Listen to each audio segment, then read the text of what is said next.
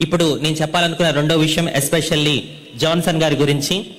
మరి Bible open universes India international and universal Christ church వారి ఆధ్వర్యంలో మరి 6 ఇండియన్ లాంగ్వేజెస్లో చక్కటి ఆల్బమ్ కథ కాదిది నిజమే ఇది. మరి ఈ చక్కటి ఆల్బంలోని ఎంతో చక్కటి పాటలు మరి దైవజనులు మరి జాన్సన్ విక్టర్ గారు వారు రాయడం జరిగింది. వాస్తవానికి నేను ఇందాక వీడియోలో చెప్పినట్టుగా మళ్ళీ చెప్తున్నాను, వారు మన మధ్యలో లేరని మనం బాధపడాల్సిన అవసరం లేదు. వారు రచించి స్వరపరిచిన ప్రతి పాట రూపంలోనూ వారు మనతోనే ఉన్నారు. ఒకసారి ఆ దైవజనుల జ్ఞాపకం చేసుకుని చప్పలు కొడుతూ దేవుడు గణపరుస్తారా? వాస్తవం ఏంటంటే దైవజనులతో నాకు ఎటువంటి పరిచయము లేదు, నేను వారిని ఎప్పుడూ కలవలేదు, ఎప్పుడూ మాట్లాడలేదు. విషయం ఏంటంటే ఒక 4 సంవత్సరాల కిందట దేవుడు నాకు ఒక తలంపు ఇచ్చాడు. ఏంటా తలంపు అంటే, తెలుగు క్రైస్తవ చరిత్రలో ఎన్నో అంశాల మీద పాటలు ఉన్నాయి, కానీ మాలాంటి హిజ్రాల మీద తెలుగు క్రైస్తవ చరిత్రలో ఎక్కడా కూడా ఒక పాట నేను చూడలేదు. నేను దేవుడికి ప్రార్థన చేశాను, అయ్యా క్రైస్తవ్యంలో అనేక రకాల అంశాల మీద పాటలు ఉన్నాయి, ఎందుకంటే నువ్వు మాటతోనే కాదు పాటతో కూడా మాట్లాడే దేవుడివి, కాబట్టి ఒక చక్కటి పాటని మరి మాలాంటి హిజ్రాల గురించి మరి క్రైస్తవ్యానికి నేను పరిచయం చేయాలని ఆశపడుతూ ఉన్నాను. ఒక మంచి పాట దయచేయన్నప్పుడు మరి ఆడపిల్లగా కాకపోతిని మగబిడ్డగా మారకపోతిని అనే ఒక చక్కటి పాటని దాదాపు 3-4 సంవత్సరాల క్రిందట దేవుడు నాకు ఇవ్వడం జరిగింది. ఆ పాటను నేను పాడాను. దేవుడి మహాకృపను బట్టి 2 సంవత్సరాలు ఆ పాట కోసం ప్రయాసపడ్డాము. అద్భుతంగా ఆ పాట రిలీజ్ అయింది. దాదాపు ఆ పాటని 24 లక్షల మంది చూడడం జరిగింది. ఎప్పుడైతే ఆ పాట రిలీజ్ అయిందో నాకు ఆ రోజు తెలిసిన విషయం ఏంటంటే, దేవుడు నాకు చెప్పిన విషయం, దేవుడు మాటతోనే కాదు పాటతో కూడా మాట్లాడతాడు, పాట ద్వారా కూడా మనిషి యొక్క ఆలోచన విధానాన్ని మారుస్తాడు అని చెప్పి ఆ పాట రూపంలో తెలియజేయడం జరిగింది. హిజ్రాల గురించి ఒక చక్కటి పాటని మరి దేవుడిచ్చాడు. అయితే ఆ పాటని బేస్ చేసుకొని మరి దైవజనులు జాన్సన్ విక్టర్ గారు ఒక చక్కటి, ఎంత అద్భుతమైన సందేశం అంటే, మరి మీలో ఎంతమంది ఆ వీడియో చూసారో నాకు తెలియదు. చూసిన వాళ్ళు ఉన్నారా? జాన్సన్ గారు మాట్లాడిన ఆ వీడియో? ఎస్.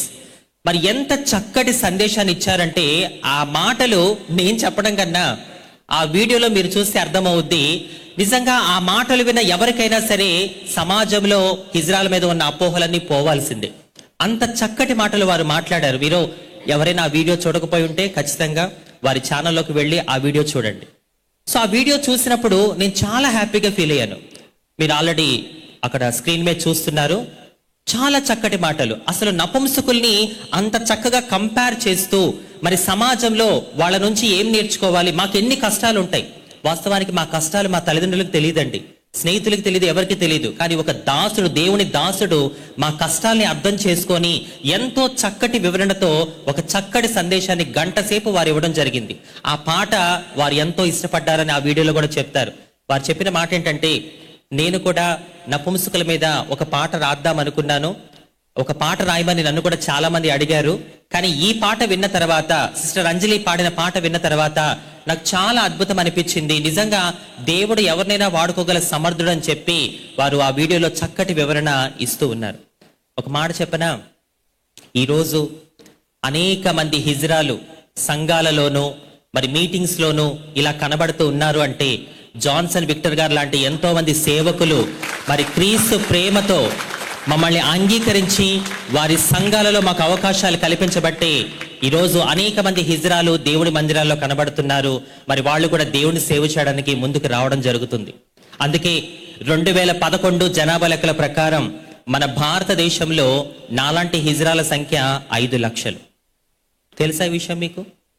మనకు తెలిసిందే మన ప్రపంచం అనుకుంటాం, కానీ మనకి చుట్టూ తెలియని ప్రపంచం ఎంతో ఉంది. 2011 జనాభా లెక్కల ప్రకారం మన భారతదేశంలో నాలాంటి హిజ్రాల సంఖ్య 5 లక్షల మంది ఉన్నారు. నేను ఏ మీటింగ్కి వెళ్ళినా వాళ్ళందరూ కూడా నాతో ఉన్నారని నేను నమ్ముతూ ఉన్నాను. మరి భారతదేశంలో ఉన్న 5 లక్షల మంది హిజ్రాల తరపు నుంచి మరి జాన్సన్ విక్టర్ గారికి, వారి కుటుంబ సభ్యులకు, సేవకులకు నా హృదయపూర్వక వందనాలు తెలియజేస్తూ ఉన్నాను. ఒకవేళ వారు మాట్లాడిన ఆ వీడియోలో ఆయన ఫోన్ నెంబర్ ఉంటే నేను వారికి ఫోన్ చేసి ఒక 2 నిమిషాలు మాట్లాడి కృతజ్ఞతలు చెప్పేదాన్నేమో. కానీ ఈరోజు వారిని బట్టి మీ అందరి ముందు కూడా వారికి మనస్ఫూర్తిగా కృతజ్ఞతలు చెప్పే గొప్ప అవకాశాన్ని దేవుడు నాకు దయచేశాడు. మరి వారికి, వారి కుటుంబ సభ్యులకు, అలాగే వారి సహవాసంలో ఉన్న వారికి, వారి ఆత్మీయులైన మీ అందరికీ కూడా మరి మీరు చూపించిన ఈ దేవుడి ప్రేమ ఒక అంజలి మీద కాదు, భారతదేశంలో ఉన్న 5 లక్షల మంది హిజ్రాల మీద మీరు ఆ ప్రేమను చూపించారు. ఈ ప్రేమ ఎంతో మంది హిజ్రాలు మార్చే విధంగా చేస్తుంది. ఈ ప్రేమను పొందుకున్న నేను కూడా ఆయన రాజ్య స్థాపనకై నేను కూడా ప్రయాసపడతానని చెప్పి నేను మీ అందరికీ కూడా మాట ఇస్తున్నాను. ఆడబిడ్డగా కాకపోతేని, మగబిడ్డగా మారకపోతేని. ఈ టైటిల్ చూసినప్పుడు మీరు చాలా వరకు ఆలోచించి అర్థం చేసుకోగలిగితే, ఆడబిడ్డగా కాకపోతేని, మగబిడ్డగా మారకపోతేని. ఈ యావత్తు ప్రపంచంలో మనుషులు పురుషులుగా, స్త్రీలుగా ఎందరినో మనం చూస్తూ ఉంటాం. దేవుడు పురుషునిగా పుట్టించాడు, స్త్రీనిగా పుట్టించాడు. అందుకే బైబిల్లో ఆదికాండము 1వ అధ్యాయము 26, 27 వచనంలో ఏమని వ్రాయబడి ఉందంటే, దేవుడు మన స్వరూపమందు మన పోలిక చొప్పున నరులను చేదుము, వారు సముద్రపు చేపలను, ఆకాశ పక్షులను, పశువులను, సమస్త భూమిని, భూమి మీద ప్రాకు ప్రతి జంతువును ఏలుదురుగా కని పలికెను. దేవుడు తన స్వరూపమందు నరుని సృజించెను, దేవుని స్వరూపమందు వాని సృజించెను, స్త్రీనిగాను పురుషునిగాను వారిని సృజించాను. స్త్రీగా దేవుడు సృజించాడు, పురుషునిగా దేవుడు సృజించాడు. స్త్రీగా పురుషునిగా, పురుషునిగా స్త్రీగా, ఇలా యావత్తు ప్రపంచంలో స్త్రీ పురుషులుగా జన్మించినటువంటి తొలి మానవుల నుండి వచ్చినటువంటి మానవుల్లో కొంతమంది పురుషులుగా జన్మించి పురుష నిర్మాణంలో వాళ్ళు జన్మించి కొద్ది కాలం అయిపోయిన తర్వాత వాళ్ళు మరి స్త్రీగా మారటం, ఇలా ఎందరినో మనం చూస్తూ ఉంటాం. వీళ్ళని బైబిల్ ఏమంటుందంటే నపుంసకులు.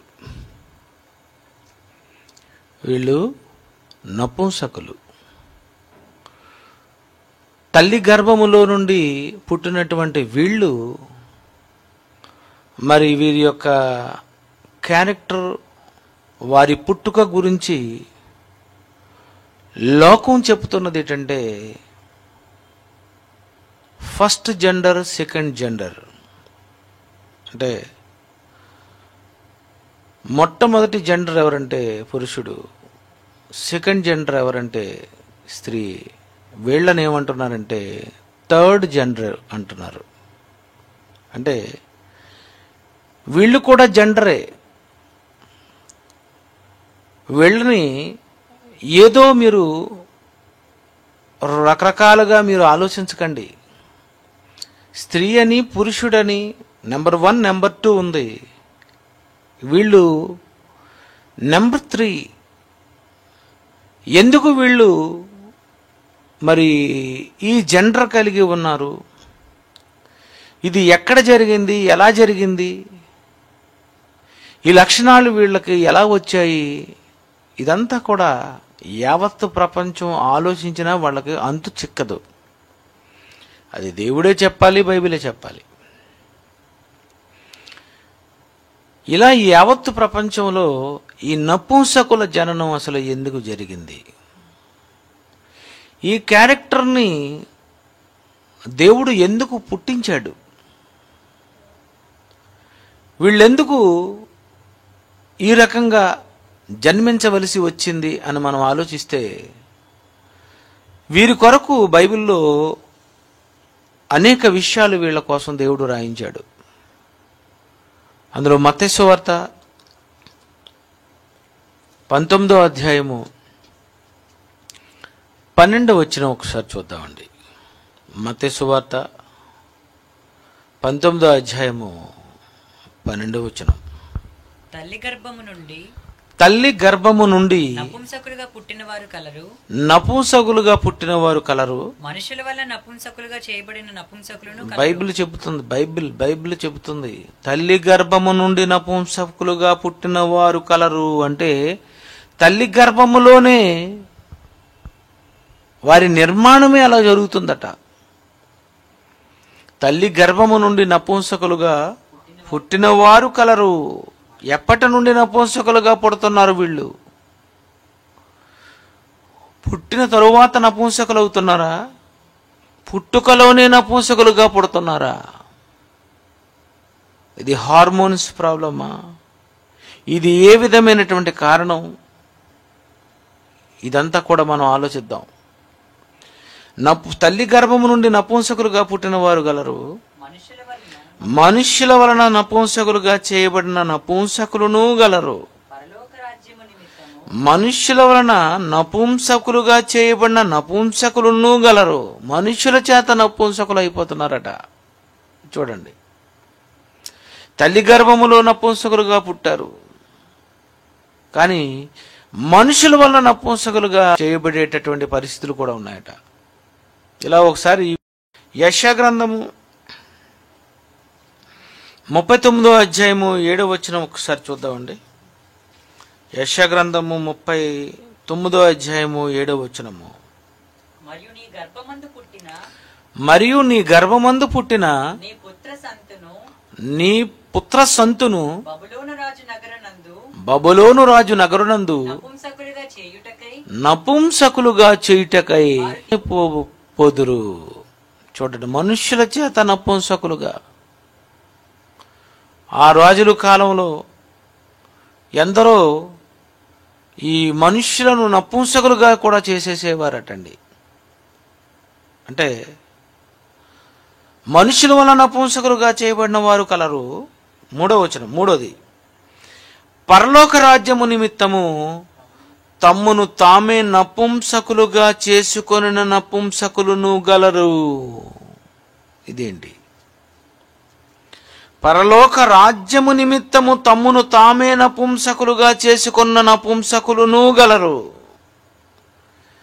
పరలోక రాజ్యము నిమిత్తము నపుంసకులుగా చేసుకున్నటువంటి వారు ఎవరున్నారు చెప్పండి? పరలోక రాజ్యము నిమిత్తము నపుంసకులు. తల్లి గర్భము నుండి పుట్టిన నపుంసకులు, మనుషుల చేత చేయబడిన నపుంసకులు, పరలోక రాజ్యము నిమిత్తము నపుంసకులు. తల్లి గర్భములో పుట్టినటువంటి వారు నపుంసకులుగా పుట్టారు అంటే ఓకే. మనుషుల చేత చేయబడ్డారు అంటే ఓకే. కానీ పరలోక రాజ్యము నిమిత్తము తమ్మును తామే నపుంసకులుగా చేసుకొనిన నపుంసకులను గలరు. పరలోక రాజ్యము నిమిత్తము నపుంసకులుగా చేయబడ్డారా? అసలు నపుంసకులుగా మనం అవ్వాలి అనుకుంటేనే అది నవ్వొస్తుంది. ఆ మాట చెప్తేనే చీదేటండి బాబు, అలాంటి మాటలు మాట్లాడకండి అని అంటారు. కానీ బైబిల్ అంటుంది పరలోక రాజ్యము నిమిత్తము నపుంసకులుగా చేయబడిన నపుంసకులు కలరు. ఇంతకీ నపుంసకత్వం అంటే ఏంటి? ఇంతకీ నపుంసకులు అంటే ఏంటి? అసలు ఏంటి వీళ్ళ యొక్క క్యారెక్టర్ ఏంటి? వీళ్ళు పుట్టుకతో అసలు వీళ్ళు ఎవరు? వీళ్ళు పుట్టుకతో పురుషుల అవయవం కలిగి వీళ్ళు జన్మిస్తారు. ఇది మీరు ఇంటర్నెట్లో చూసినా, మీరు గూగుల్లో సెర్చ్ చేస్తే అసలు ఈ నపుంసకులు వీళ్ళు ఏంటి, వీళ్ళ జెండర్ ఏంటి, అసలు వీళ్ళ సంగతి ఏంటి అంటే అవయవాలు మాత్రం పురుషుని అవయవంతోనే జన్మిస్తారు. అయితే వీళ్ళు పుట్టుకలో నపుంసకులుగా పుట్టిన వారు కలరు అని అన్నాడు. అంటే వీళ్ళు పుట్టుకతోనే ఉంటారు, అవయవాలు మాత్రం పురుషుని అవయవాలే ఉంటాయి. కానీ వీళ్ళు కొంత ఏజ్ వచ్చేసరికి వీళ్ళు ఎదుగుతున్న కొలది వాళ్ళు పురుషులుగా జన్మించినటువంటి వీళ్ళు స్త్రీలుగా కనిపించడం మనం చూస్తూ ఉంటాం. స్త్రీలుగా మారిపోతూ ఉంటారు, స్త్రీలుగా ప్రవర్తిస్తూ ఉంటారు. అంతవరకు ప్యాంటు షర్ట్లే వేసుకొని వెళ్తుంటారు. కొంతమందిని మనం చూస్తుంటే సడన్గా ఇదేంటి ఈ కుర్రడు మగపిల్లడే కదా, ఎందుకు ఈ కుర్రడు ఆడపిల్ల అయిపోయాడు అని మనమే ఎన్నోసార్లు ఆలోచిస్తాం. మా దగ్గర కూడా విజయనగరంలో నేను ఉన్నప్పుడు ఒక కుర్రోడు స్కూల్కి వెళ్ళేవాడు. 10th క్లాస్ వరకు మగబిడ్డగానే ప్యాంట్ షర్ట్ వేసుకొని వెళ్ళాడు. సడన్గా 11 సంవత్సరాలు వచ్చేసరికి ఒకరోజు సడన్గా గౌన్ వేసుకున్నాడు. మేమందరం నవ్వుకున్నాం. ఒరే నువ్వేట్రా నువ్వు గౌన్ వేసుకున్నావు అంటే, ఏంటో నేను ఆడపిల్లగా ఉండాలని నేను అనుకుంటున్నాను, పుట్టింది మాత్రం మగబిడ్డగా పుట్టాను కానీ ఇప్పుడు నేను ఆడపిల్లలాగా ఉండాలని, గోలు రంగు పెట్టుకోవాలి అని, జడ వేసుకోవాలని, వాణి కట్టుకోవాలని, ఆడపిల్లల డ్రెస్సులు వేసుకోవాలి అని నేను అనుకుంటున్నానని వాడు కొన్ని రోజుల తర్వాత ఏమైపోయిందంటే పూర్తిగా ఇంకా ఆడపిల్లలాగా అయిపోయాడు. ఇది నపుంసకులంటే. వీళ్ళ క్యారెక్టర్లో ఏంటంటే వీళ్ళు నపుంసకులుగా మారిపోతున్నటువంటి ఆ దశలో వీళ్ళు ఏమనుకుంటారంటే, ఇంకా నేను ఆడబిడ్డగా ఉండిపోవాలి, నేను ఆడపిల్లలాగే నేను లోకానికి కనిపించాలి, నేను ఆడపిల్లలాగే ప్రవర్తించాలి, నేను ఇంకా ఆడపిల్లలాగే ఈ లోకానికి నేను ఆడపిల్లనని చెప్పుకోవాలి, ఇలా ఉండిపోతారు. మరి అదే ఇంట్లో ఉన్నటువంటి వాళ్ళు, రా నువ్వు ఇదేట్రా నువ్వు ఆడపిల్లగా నువ్వు కనిపిస్తే, ఇంతవరకు మగపిల్లడిగా పుట్టావు, ఆడపిల్లడిగా నువ్వు కనిపిస్తే లోకం మమ్మల్ని కూడా మరి ఎందుకో మరి హేళనగా చూస్తుంది, ఓ పని చేయి, నువ్వు బయటికి వెళ్ళినప్పుడు మగపిల్లడిగానే ఉండు, లోనున్నప్పుడు పోనీ ఆడపిల్లగా ఉండు అని అంటే వాళ్ళు చెప్పే సమాధానం ఏంటంటే, నేను లోకానికి ఆడపిల్లగానే నేను పరిచయం అవుతాను, నేను లోకానికి ఆడబిడ్డగానే నేను చాటింపు వేసుకుంటాను, నన్ను అందరూ చూసి ఏమనుకోవాలంటే ఇక నేను ఆడపిల్లనే, నేను మగబిడ్డను కాను, మీరు ఎన్ననుకున్నా నాకు అనవసరం, తల్లిదండ్రులుగా మీరేమనుకున్నా నాకు అనవసరం, బంధువులుగా మీరేమనుకున్నా నాకు అనవసరం, స్నేహితులు ఏమనుకుంటారో నాకు అనవసరం, లోకంలో ఉన్నటువంటి వాళ్ళు ఏమనుకుంటారో నాకు అనవసరం, లోకానికి నేను ఆడబిడ్డను, నేను నపుంసకుడిని, ఎవరు ఎన్ని నన్ను హేళన చేసుకున్నా, నన్ను ఏ రకంగా వాళ్ళు అవమానించాలనుకున్నా, ఎన్ని అవమానైనా భరిస్తాను కానీ నేను మాత్రం ఆడపిల్ల నుండి మళ్ళీ నేను మగపిల్లడుగా నేను లోకానికి చూపించుకోలేను అని ఇలాగే యావత్తు ప్రపంచంలో ఎంతో మంది నపుంసకులు మన ఎదురుగా మనకు కనిపిస్తూ ఉంటారు. వాళ్ళు చూస్తే మనం నవ్వుతాం, వాళ్ళని చూసి మనం హేళన చేసినా వాళ్ళు ఏమనుకోరు, ఎందుకంటే మేము ఈ క్యారెక్టర్లోకి వచ్చేసాం, ఈ క్యారెక్టర్లోకి వచ్చిన తర్వాత మళ్ళీ ఈ క్యారెక్టర్ మేము మార్చుకోము అన్నది, ఈ నపుంసకత్వం అన్నది ఎంత నిజమో ఈ విషయాన్ని కంపేర్ చేస్తూ బైబిల్లో దేవుడు రాశాడు. ఏమనంటే, పరలోక రాజ్యము నిమిత్తము తమ్మును తామే నపుంసకులుగా చేసుకొనిన వారు కలరు. అంటే బాప్తిసం పొందిన తరువాత పరలోక రాజ్యము నిమిత్తము ఇక నేను క్రీస్తును ధరించుకున్నాను గనుక లోకం ఏమనుకుంటుందో నాకు అనవసరం, నేను లోకానికి క్రీస్తులాగే కనిపించాలి. నేను క్రీస్తులాగే ఉండాలి, నేను క్రీస్తులోనికి వచ్చాను కనుక ఈ క్రీస్తు క్యారెక్టర్ నేను చూపించాలి అని పరలోక రాజ్యము నిమిత్తం నపుంసకులుగా చేయబడినటువంటి చేసుకున్నవారట. ఏముందండి అక్కడ? పరలోక రాజ్యము నిమిత్తము తమ్మును తామే నపుంసకులుగా చేసుకున్న నపుంసకులను గలరు. నేను దేవుని రాజ్యంలోనికి వచ్చిన తర్వాత, బాప్తిజం తీసుకున్న తర్వాత లోకానికి నేను ఒక యేసు ప్రభువుని చూపించాలని అనుకుంటున్నాను అని నపుంసకులుగా చేయబడిన వారు కలరు అని అన్నాడు. ఒక నపుంసకులు ఎలాగైతే లోకానికి చచ్చినంత వరకు ఆడబిడ్డననే ఈ స్త్రీలాగే, ఇక నన్ను ఎవరైనా ఏమనుకున్నా నాకు అనవసరం, నన్ను అందరూ ఆడపిల్ల అనుకోవాలి అని మగవాడిగా పుట్టి ఆడబిడ్డగా లోకానికి చూపించుకోవాలనుకున్నది, ఇది ఒరిజినల్గా నపుంసకత్వం అంటారు. అలాగే పరలోక రాజ్యము నిమిత్తం నపుంసకులుగా చేయబడ్డారు అంటే దేవునిలోనికి వచ్చిన తరువాత ఇక నేను క్రీస్తును చూపిస్తాను, నన్ను ఎందరూ ఎలాగా అవమానించినా నాకు అనవసరం, నన్ను ఎవరు నిందించినా నాకు అనవసరం, ఎవరు నన్ను హేళన చేసినా నాకు అనవసరం, నేను వీళ్ళందరినీ పట్టించుకోను, ఇంక నేను ప్రభువుని నమ్ముకున్నాను, నేను ప్రభువుని చూపించాలి అని ఎంతమంది పరలోక రాజ్యము నిమిత్తము నపుంసకులుగా చేసుకున్నటువంటి వాళ్ళు ఉన్నారు ఒకసారి మీరు ఆలోచించండి. నేను క్రీస్తు క్యారెక్టర్లోనికి వచ్చాను, ఇక నేను క్రీస్తునే చూపించాలి, లోకం నన్ను నిందించినా అవి నేను పట్టించుకోను. కానీ మనం ఎవరైనా ఏదైనా అన్నారనుకోండి, కూడా ఇంతమంది మధ్యలో నన్ను అన్నారు మీరు, అందుకే నేను చచ్చి మానేశాను, అంతే కదండి. ఇంతమందిలో మీరు నన్ను అన్నారు అని చచ్చి మానేస్తే లోకమంతా నపుంసకుల్ని ఏమంటున్నారు, ఎంత నిందిస్తున్నారు, ఎంత విమర్శిస్తున్నారు, వాళ్ళని చూసి నవ్వుతున్నారు. మీరు నవ్వినా మేము ఆడపిల్లగానే కనిపిస్తాం. చూడండి వాళ్ళ క్యారెక్టర్. ఆ క్యారెక్టర్లోనికి వచ్చిన తర్వాత ఆ క్యారెక్టర్ని చివరి వరకు వాళ్ళు పోషిస్తున్నారు.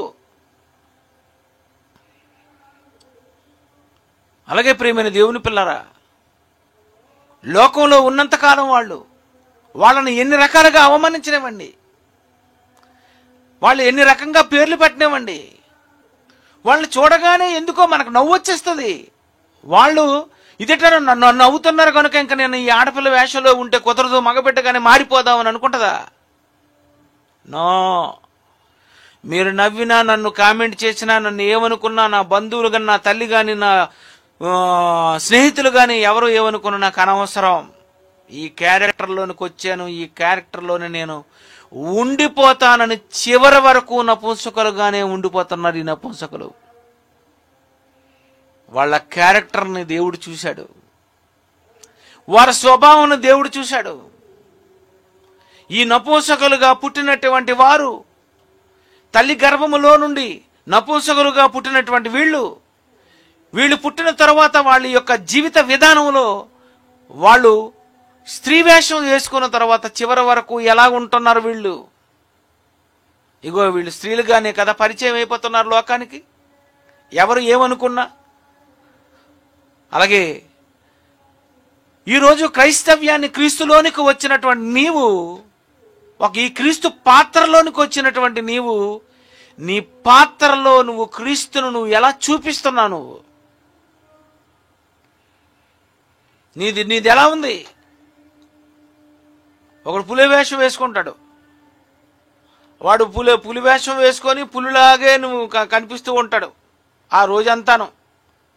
కొంతమంది ఏమో చందన బ్రదర్స్ దగ్గర, బొమ్మన బ్రదర్స్ దగ్గర ఏం చేస్తారు, ఎలుగుబంటి డ్రెస్ వేసుకొని ఎలుగుబంటి వేషం వేసుకుంటారు. ఉదయం నుండి సాయంత్రం 9 గంటల వరకు వాడు మాత్రం ఎలుగుబంటిలాగే ఉంటాడు. పులి వేషం వేసుకుంటే పులిలాగా ఉంటాడు. ఇంకోటి టెడ్డీ బేరు ఏదంటారు, అదేనా మిక్కీ మౌస్, ఆ వేషం వేసుకుంటే ఆ వేషంలో ఉండిపోతాడు. కొంతమంది అయితే గాంధీ వేషం వేసుకుంటారు, అది మరీ ఘోరం. సిల్వర్ పెయింట్ మొత్తం బాడీ అంతా వేసేసుకొని కళద్దలు పెట్టుకొని కర్ర పట్టుకొని ఇలా ఉండిపోతారంటే, అంటే ఉదయాన్నే ఇలా నిలబడినటువంటి వీడు రాత్రి వరకు సాయంత్రం వరకు ఈ గాంధీ వేషంలోనే ఉండిపోతున్నాడు. ఏ వేషంలోనికి వచ్చిన వాడు ఆ వేషంలో ఉండిపోతున్నటప్పుడు లోకంలో మనుషుల పాత్రలు పోషిస్తుండేటప్పుడు ఈరోజు క్రీస్తును నమ్ముకున్నావంటే నువ్వు ఎందులోనికి వచ్చావో తెలుసా? గలతీ పత్రిక 3వ అధ్యాయం 27వ వచనం చూడండి. గలతీ పత్రిక 3వ అధ్యాయం 27వ వచనము. క్రీస్తులోనికి బాప్తిస్మం పొందిన మీరందరూ క్రీస్తులోనికి బాప్తిస్మము పొందిన మీరందరూ క్రీస్తును ధరించుకొని ఉన్నారు.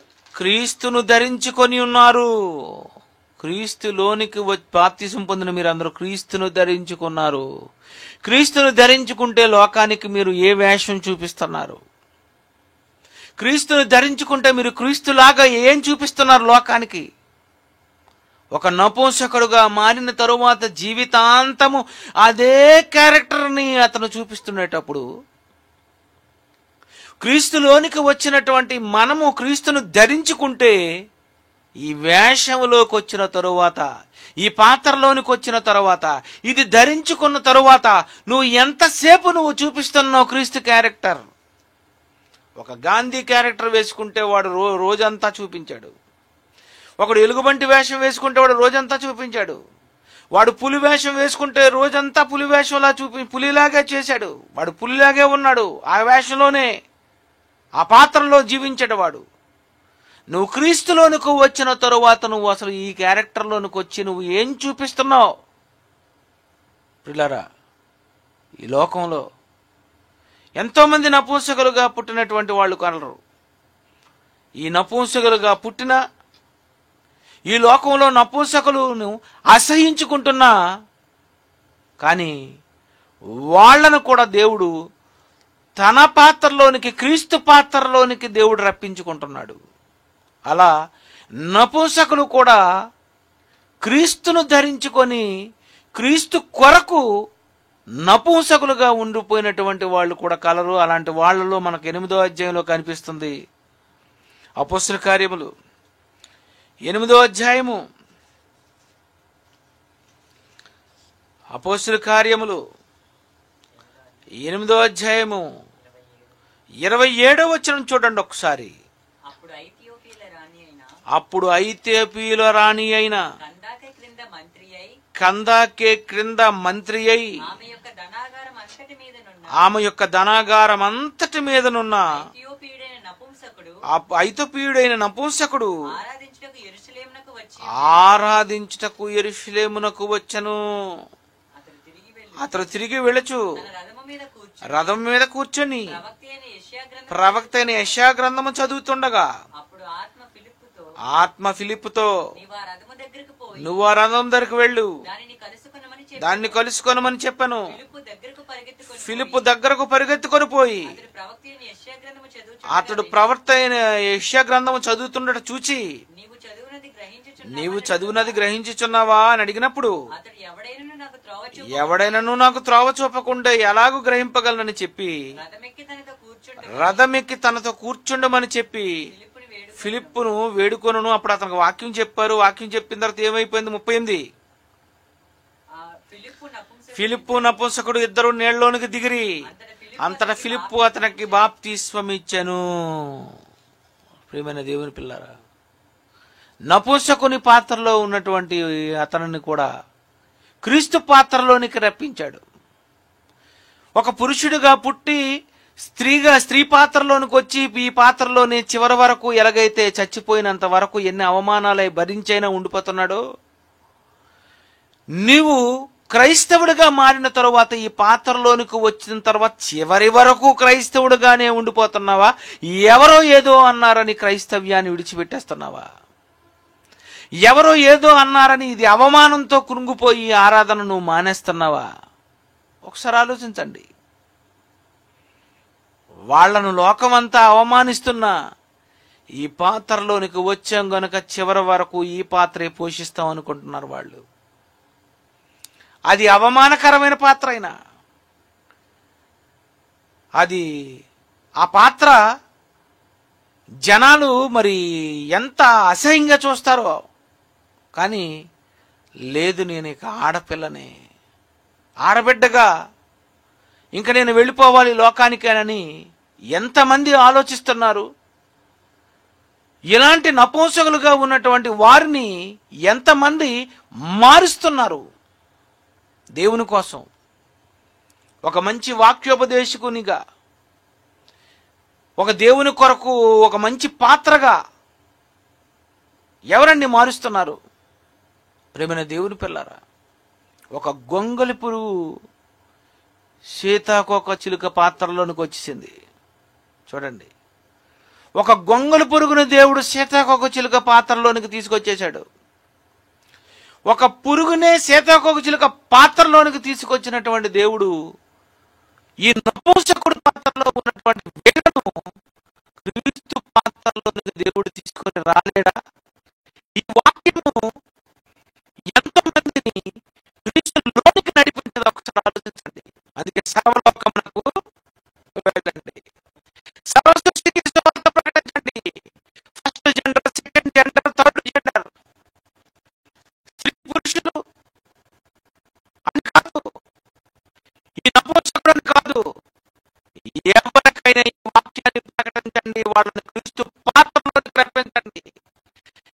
ఈ నపుంసకుడుగా ఈ పాత్రలోనికి వచ్చిన వాడు చివరి వరకు ఎలాగైతే ఈ పాత్రలోనే ఉండిపోతాడో, క్రైస్తవుడు కూడా క్రీస్తు పాత్రలోకి వచ్చిన తర్వాత క్రీస్తు పాత్రలో ఉండిపోవాలి. ఇదే ఈ పాత్రలో ఉన్న నపుంసకుడు కానీ క్రైస్తవుడుగా మారిస్తే ఆ పాత్ర ఎంత గొప్పగా ఉంటది, అద్భుతం. ఒక నపుంసకుడు బైబిల్ నేర్చుకొని బైబిల్ బోధిస్తే ఎలాగుంటది, ఒక నపుంసకుడు పాట రాస్తే ఎలాగుంటది, ఒక నపుంసకుడు అతడు ఆ క్యారెక్టర్లో ఉండి కూడా వాక్యాన్ని చెప్పి మార్చగలిగితే ఎలా ఉంటదండి? ప్రియమైన దేవుని పిల్లారా, ఈ నపుంసకుల పాత్ర ఎందుకు పుట్టిందో తెలుసా? యావత్తు ప్రపంచానికి దేవుడు ఈ పాత్రను పుట్టించి ఈ పాత్రలో దేవుని రాజ్యము కొరకు నపుంసకులుగా చేయబడిన పాత్ర ఉందని యావత్తు ప్రపంచానికి చెప్పడానికి ఈ పాత్రను దేవుడు సృష్టించాడు. అందుకే తల్లి గర్భము నుండి నపుంసకులుగా పుట్టారు. ఎందుకు పుట్టారు? ఈ సమాజానికి ఒక పాఠం చెప్పాలి. వాళ్ళు ఈ సమాజానికి ఒక పాఠం చెప్పారు. పురుషుడిగా పుట్టి స్త్రీగా మారి చివరి వరకు మేము స్త్రీగానే ఉండిపోతున్నాం. ఎవరు ఏమనుకున్నా, ఎవరు ఎన్నంటున్నా ఇదే పాత్ర మేము కంటిన్యూ చేస్తున్నామా లేదా? మమ్మల్ని చూసి క్రైస్తవులమైనటువంటి మీకు ఏం బుద్ధి వచ్చింది? ఈ పాత్రలోకి వచ్చినటువంటి వీళ్లను చూసి మనం ఏమనుకుంటున్నాం? నవ్వుకుంటున్నాం కాదు, మనల్ని చూసి వాళ్ళు నవ్వుకోవాలి. క్రీస్తులకు వచ్చి మీరు క్రీస్తులా లేరు, నపుంసకులుగా మారిపోయినటువంటి మేము పురుషునిగా పుట్టి స్త్రీగా మారిన తరువాత, స్త్రీ లక్షణాలకు వచ్చిన తరువాత ఈ లక్షణాలలో మేము చివరి వరకు ఉండిపోవటం లేదా అనుకో లెసన్ చెప్తున్నారండి వాళ్ళు. ప్రియులారా, వాళ్ళ జీవితంలో ఏం జరిగిందో, వాళ్ళ జీవితంలో ఎలాంటి అవమానాలు జరిగాయో, వాళ్ళు పుట్టినప్పుడు వాళ్ళు మారిపోతున్నటువంటి ఈ సమయంలో వాళ్ళు బాధ అనుభవించారో ఇవన్నీ మీరు నిజంగా ఆలోచిస్తే, క్రైస్తవ్యంలోనికి వచ్చిన తరువాత మీరు ఎలా ఒక హైందవ కుటుంబంలో ఉన్నటువంటి మీరు క్రీస్తులోనికి వచ్చిన తర్వాత ఎలా మారిపోతున్నారు, ఈ విధానం మీరు ఆలోచించుకోండి. ఎంత వేదనగా ఉంటుందో తెలుసండి. కొంతమంది అంటారు, ఏమండి మరి ఇప్పుడు మేము ప్రభువుని నమ్ముకున్న తర్వాత అండి మా ఇంట్లో వాళ్ళు ఒప్పుకోరండి, కానీ మేము రహస్యంగా మేము క్రీస్తులో మేము ఉంటున్నామండి, మేము రహస్యంగా ఆరాధనకు వస్తున్నామండి, మేము ఇంట్లో ఆరాధించుకుంటున్నామండి, మా వాళ్ళకు తెలిస్తే మాకు ఊరుకోరండి, అయినా సరే మేము రహస్యంగా ఆరాధించుకుంటున్నామని అలా ఆరాధిస్తూ ఒకరోజు మా వాళ్ళు ఏమనుకున్నా పర్లేదు, మా కుటుంబంలో ఏమనుకున్నా పర్వాలేదు, మా యజమాని ఏమనుకున్నా పర్లేదు, మేము మాత్రం ఇంకా క్రైస్తవులుగానే లోకానికి చూపించుకోవాలి అని కొంతమంది భర్తలు ఏమనుకున్నా, కుటుంబం ఏమనుకున్నా, వాళ్ళది ఎలాంటి కుటుంబం అనుకున్నా వాళ్ళందరినీ కాదనుకొని ఇక మేము క్రీస్తునే నమ్ముకున్నామని లోకానికి బైబిల్ పట్టుకొని తిరిగినటువంటి వాళ్ళని మనం చూస్తూ ఉంటాం. ఈ క్రీస్తులోనికి వచ్చిన వారు, క్రీస్తు లక్షణాలు వచ్చిన వారు, వాళ్ళు మేము క్రీస్తును నమ్మామని చెప్పుకోవడానికి బయట సమాజానికి రావడానికి వాళ్ళు ఎంత స్ట్రగుల్ అనుభవించారో దీనికంటే ముందు నపుంసకులు అనుభవిస్తున్న స్ట్రగుల్ ఇదే. పురుషునిగా పుట్టాను, కొన్ని సంవత్సరాలు అవుతుండేసరికి ఏంటో నాలోని ఇలాంటి స్త్రీ లక్షణాలు వచ్చేస్తున్నాయి, ఇప్పుడు నేను చూపించాలా వద్దా, ఒకవేళ చూపిస్తే ఇక చివరి వరకు నేను ఇలాగే ఉండిపోవాలి. చూసారండి వాళ్ళ లైఫ్ ఎంత కష్టంగా ఉందో. పిల్లరా, ఇలాంటి వారు మారితే, ఇలాంటి వారు బోధకులైతే, ఇలాంటి వారు పాట వినిపిస్తే ఎలా ఉంటుందో ఒక్కసారి పాట వేస్తారు. స్టార్టింగ్ నుండి ముగింపు మాటల వరకు కంటిన్యూగా మీరు ఈ పాట చూడండి. నా వెనకతలో ఉన్నటువంటి ఆ ఫోటోలో ఉన్నటువంటి మరి ఆమె అంజలి సిస్టర్, ఆవిడే ఆ పాట రాసింది, ఆవిడే పాట పాడింది, ఆవిడే మొత్తం అన్నీ మరి ఎంతో మందిని మార్చింది. మరి ఎన్నో సంఘాలలో ఈవిడ పబ్లిక్ స్పీకర్గా ఆమె వెళుతుంది. ఆమె చేసినటువంటి త్యాగము, ఆమె పడినటువంటి అవమానము, పుట్టుకతో ఆమె నపుంసకుడుగా జన్మించినప్పుడు, ఆడపిల్లగా మారిపోతున్నప్పుడు ఏ విధంగా టార్చర్ జరిగిందో ఇదంతా టోటల్గా ఆ పాటలో వాళ్ళు తీశారండి. వాళ్ళ పర్మిషన్ లేకుండానే నేను ఈ పాట మీకు ప్లే చేస్తున్నాను, వినండి. పక్షపాతము చూపని యేసయ్య నామంలో మీ అందరికీ నా హృదయపూర్వక వందనములు తెలియచేస్తూ ఉన్నాను. తెలుగు క్రైస్తవ చరిత్రలో మొట్టమొదటిసారిగా హిజ్రాల జీవన పోరాటం గురించి ఒక అద్భుతమైన పాటని దేవుడు మన మధ్యలోనికి తీసుకుని వచ్చారు. ఈ పాట ద్వారా హిజ్రాలు కుటుంబం చేత, బంధువుల చేత, స్నేహితుల చేత, ఆఖరికి సమాజం చేత కూడా వెలివేయబడి వివక్షతకు గురై ఎన్ని కష్టాలు పడుతూ వారి జీవితాలను ముందుకు కొనసాగిస్తున్నారో దేవుడి కృపతో తెలుసుకుందాం.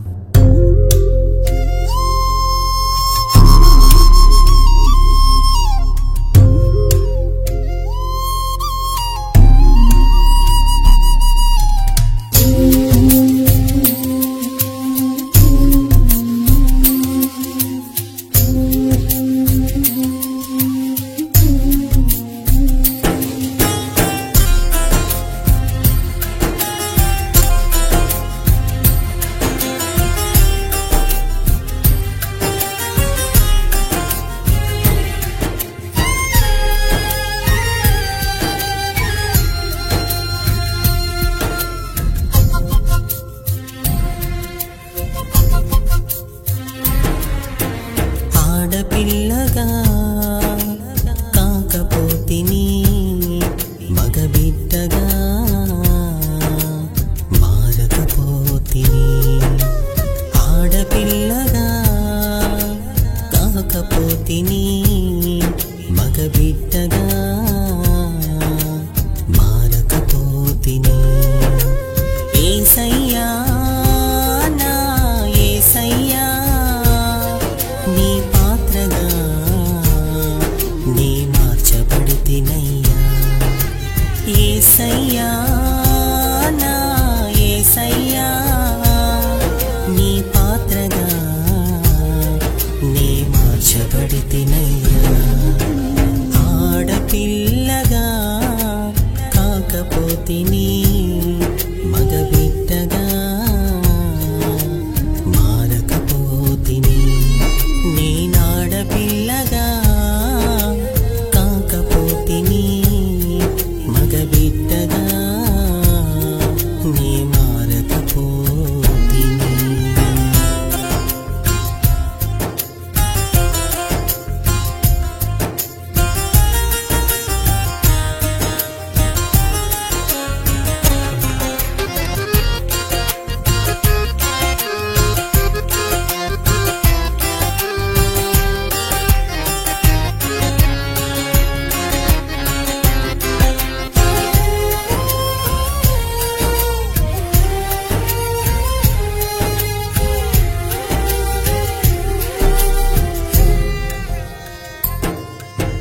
తల్లి గర్భాన నే సంతోషముతో కడుపున పుట్టాను, భూమిపై అడుగును పెట్టాను. తండ్రి పక్షాన బహు ఆనందముతో గంతులు వేశాను, తన భుజమున తిరిగాను.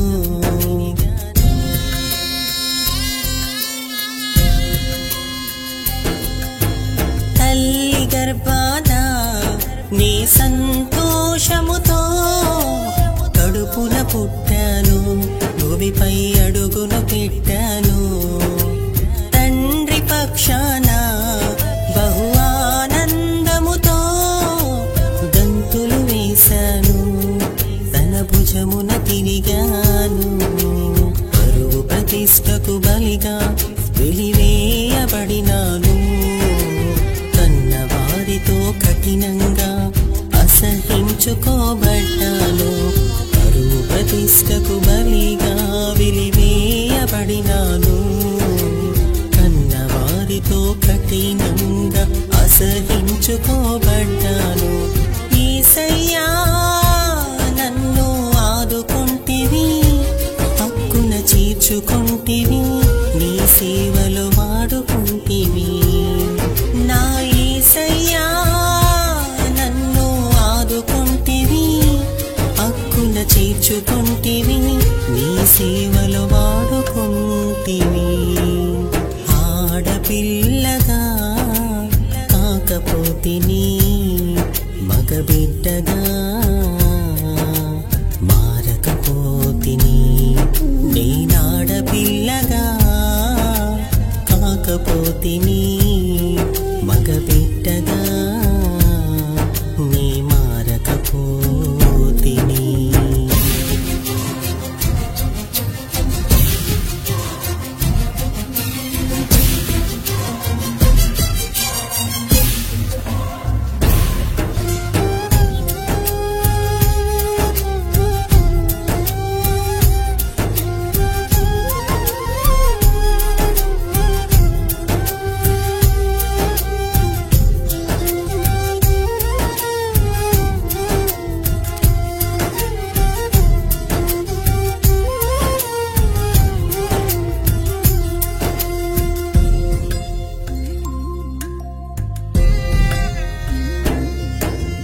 బంధువులే నా బంధులై నా హృదయమునెంతో గాయపరిచారు, నన్ను అవమానించారు.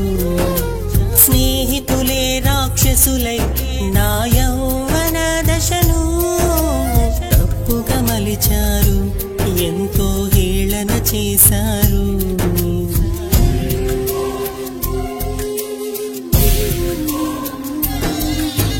బంధువులే నా బంధులై నా హృదయమునెంతో గాయపరిచారు, నన్ను అవమానించారు.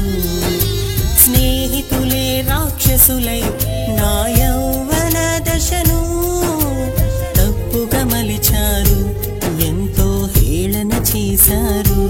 చివరికి అనాథగా ఒంటరినై లోకంలో తిరిగాను, కడుపు కూటికై రోడ్డున పడి చప్పట్లను కొట్టాను. చివరికి అనాథగా ఒంటరినై లోకంలో తిరిగాను, కడుపు కూటికై రోడ్డున పడి చప్పట్లను కొట్టాను. యేసయ్యా నీవే నా స్థితి మార్చితివి, కొడుకులు కూతుళ్ళ కంటే శ్రేష్టమైన పేరు పెడితివి. నా యేసయ్యా నీవే నా స్థితి మార్చితివి, కొడుకులు కూతుళ్ళ కంటే శ్రేష్టమైన పేరు పెడితివి.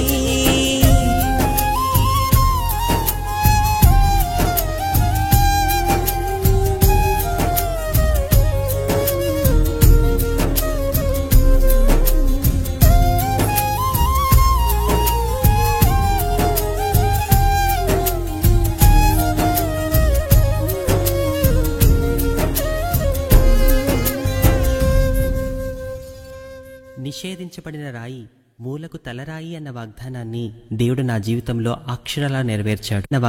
నిషేధించబడిన రాయి మూలకు తలరాయి అన్న వాగ్దానాన్ని దేవుడు నా జీవితంలో అక్షరాలా నెరవేర్చాడు. పెంటకుప్పలాంటి స్థితిలో ఉన్న నన్ను దేవుడు లేవనెత్తి తన నామ మహిమార్థంగా ఉన్నతంగా వాడుకుంటున్నాడు. గొంగళి పురుగులాంటి నా స్థితిని అందమైన సీతాకోక చిలుకగా మార్చిన దేవునికి మీ స్థితిని మార్చడం అసాధ్యమా? మనుషులు పక్షపాతులవుతారు గాని మనిషిని చేసిన దేవుడు మాత్రం పక్షపాతి కాడు అని చెప్పడానికి నా జీవితమే మీ అందరికీ ఒక ఉదాహరణ. మీ అందరితో ఒక చిన్న మనవి, దయచేసి మా హిజ్రా కమ్యూనిటీని ప్రేమించి వారి కొరకు ప్రార్థించండి. అన్ని బంధాలకు దూరమైన మేము క్రీస్తు ప్రేమకు దగ్గరవ్వాలంటే మీ ఆత్మీయ బంధం మాకెంతో అవసరం. చివరిగా 2 చేతులు జోడించి మీ నుండి కోరుకునేది ఒక్కటే, మీరు మాతో ఒక్కడుగు వేయడానికి ఇష్టపడితే యేసయ్య కృపతో మేము మీతో 100 అడుగులు వేయడానికి సిద్ధంగా ఉన్నాము. దేవుడు మిమ్మల్ని దీవించి ఆశీర్వదించునుగాక.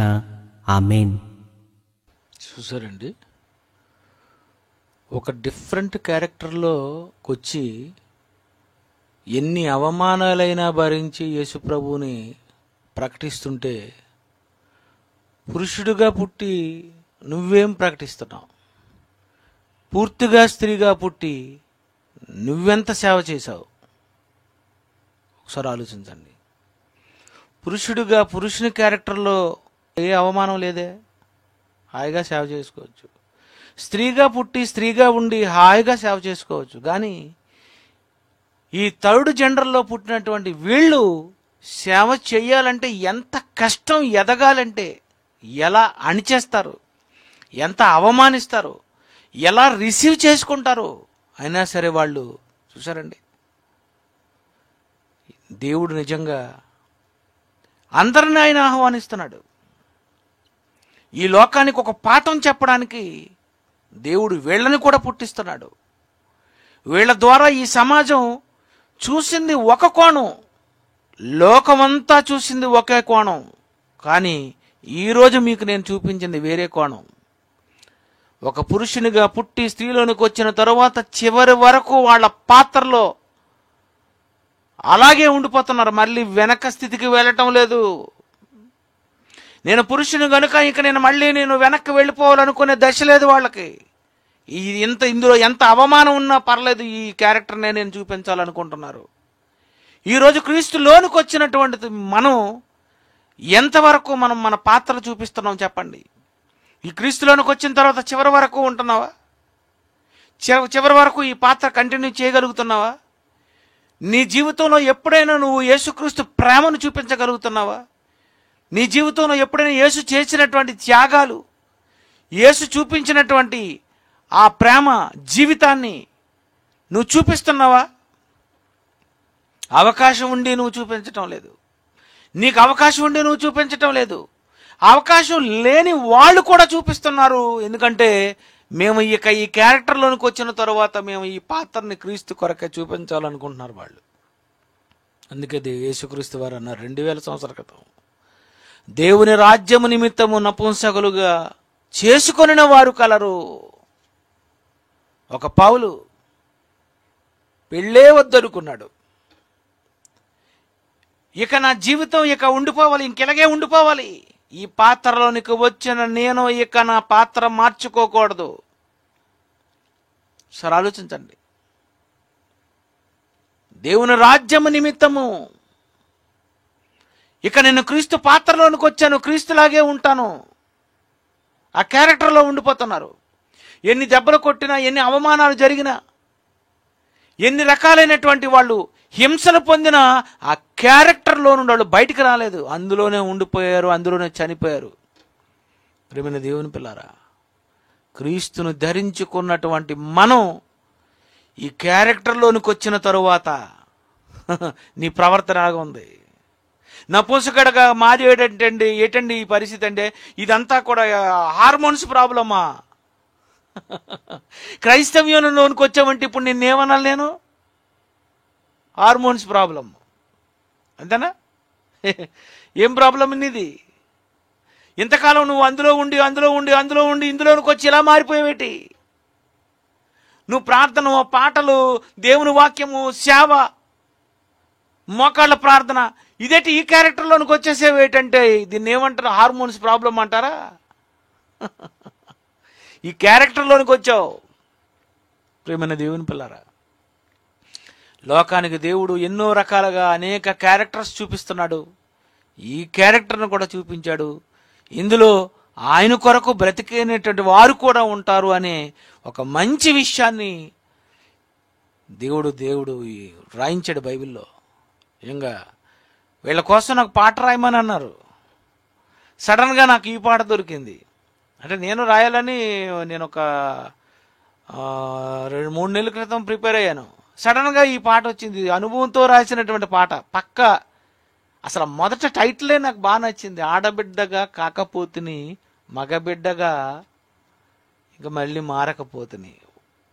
పుట్టాను మగబిడ్డగా, కానీ ఇప్పుడు ఆడబిడ్డగా అయిపోతున్నాను. కానీ ఆడబిడ్డను కాను, అలాగని మగబిడ్డగా మారలేకపోతున్నాను. కారణం, ఇందులోనికి వచ్చేసాను, ఈ క్యారెక్టర్లోనికి వచ్చేసాను. ఈ క్యారెక్టర్ నేను చూపించాలి. నువ్వే క్యారెక్టర్లోనికి వచ్చావు? క్రీస్తులోనికి బాప్తిసం పొందిన మనం అందరం క్రీస్తును ధరించుకున్నావంటే ఈ క్యారెక్టర్ను ఎంత చక్కగా నువ్వు చూపించాలి. ఆలోచించండి. కళ్ళు మూసుకోండి. ప్రేమ కలిగిన మా తండ్రి, ఎన్నో పాఠాలు మేము మీ ద్వారా నేర్చుకుంటున్నాం. ఆకాశము, అంతరిక్షము బోధిస్తుంది, పక్షులు బోధిస్తున్నాయి, జంతువులు బోధిస్తున్నాయి, మొక్కలు బోధిస్తున్నాయి, మీ సేవకులు బోధిస్తున్నారు. ఈ రకమైన క్యారెక్టర్స్ కూడా మాకు బోధిస్తున్నాయి. ఇవన్నీ మేము నేర్చుకొని ఏ క్యారెక్టర్లో ఉన్నవారు ఏ క్యారెక్టర్లోనికి మారారో ఆ క్యారెక్టర్లో చివరి వరకు ఉండిపోవాలి. జీవించేవాడు ఇక నేను కాదు, క్రీస్తే జీవిస్తున్నాడు. ఇది అర్థం చేసుకొని గ్రహించి మారు మనస్సు పొంది ఆ జీవితాన్ని జీవించగలిగేటట్లు సహాయం చేయమని ఈ అంజలి సిస్టర్ చేస్తున్నటువంటి సేవను మరి జ్ఞాపకం చేసుకున్నామని యేసుక్రీస్తు పేరటి ప్రార్థన మీకు సమర్పిస్తున్నాం తండ్రి. ఆమెన్.